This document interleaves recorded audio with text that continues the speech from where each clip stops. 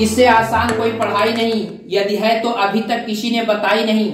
आज हम प्राकृतिक संख्याओं के वर्गों के योग के विषय में चर्चा करेंगे। इसके पहले वाले वीडियो में हमने प्राकृतिक संख्याओं के योग पर चर्चा किए थे। आपको ध्यान होगा तो हमने बताया था प्राकृतिक संख्याओं का योग, सम संख्याओं का योग, विषम संख्याओं का योग। आज हम प्राकृतिक संख्याएं जो होती हैं उनके वर्गों के योग के विषय में चर्चा करेंगे। और ध्यान इस बात का रहे कि वह भी नियम और यह भी नियम। हमने जब भी बताया था एक बात बहुत महत्वपूर्ण बताई थी कि जब संख्याएं प्रारंभ से यानी प्राकृतिक संख्याएं 1 से शुरू हों यानी इनकी शुरुआत आरंभ से हो, अगर सम संख्या है तो उसकी शुरुआत 2 से हो, विषम है तो 1 से हो, यानी ऐसी संख्याओं और वो लगातार हो तो ऐसी संख्याओं के लिए ही ये नियम हमने आपको बताए थे। तो आज हम प्राकृतिक संख्याओं आरंभ से 1 से स्टार्ट सभी प्राकृतिक संख्याओं के जो लगातार संख्याएं हैं उनके योग पर चर्चा करते हैं। देखिए इसका बड़ा आसान फार्मूला होता है, वहां के नियम यहां पर एक थोड़ा से केवल अंतर होता है कि हम क्या करेंगे। बहुत आसान तरीका होता है कि अगर प्राकृतिक लगातार संख्याएं हैं और 1 से आरंभ है तो उसका सूत्र होता है n प्लस 1 2n प्लस 1 बटे 6, यानी n ध्यान दीजिए n प्लस 1 2n प्लस 1 बटे 6। आइए वहां पर n हमने बताया था कि वो टर्म की संख्या थी, यहां पर n टर्म की संख्या नहीं है, यहां पर n अंतिम पद है, यह ध्यान देना है। यहां पर यह जो n लिया गया है यह लास्ट का टर्म है।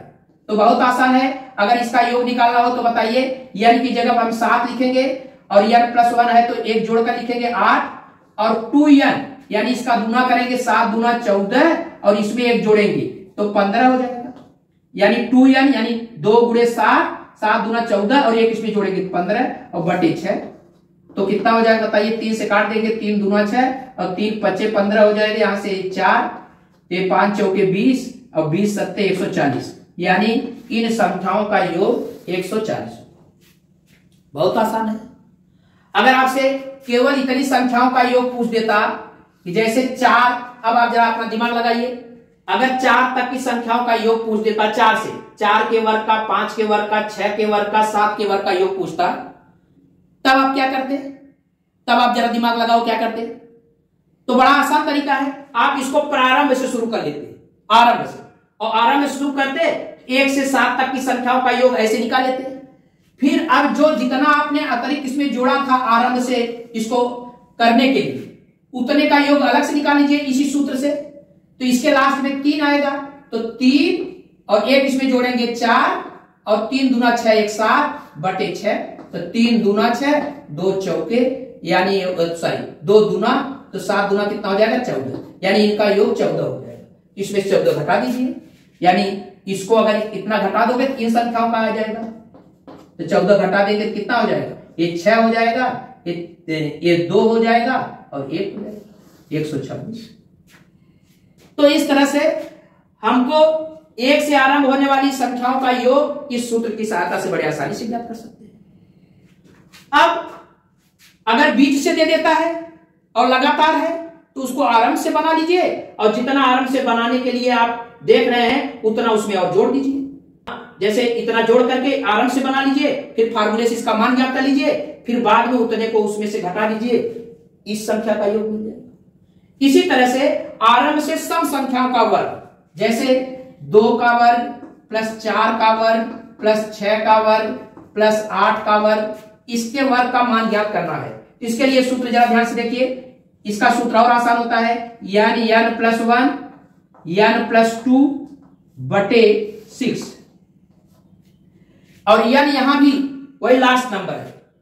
तो बहुत आसान है, केवल यह ध्यान देना है कि ये संख्याएं प्रारंभ से स्टार्ट हैं कि नहीं और लगातार हैं कि नहीं।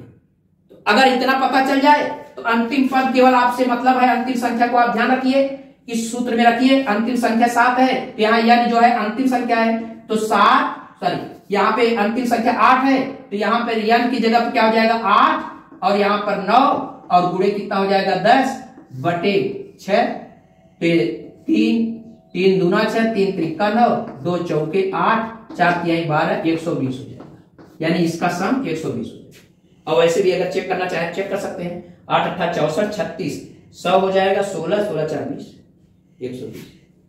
यानी आप बड़ी बड़ी संख्याएं इस तरह से बहुत से पद दिए जाएं तब भी आप बड़े आसानी से इसको कर सकते हैं। और अगर बीच से पूछा जाए तो फिर इसी नियम से बीच वाला भी नियम निकालेंगे।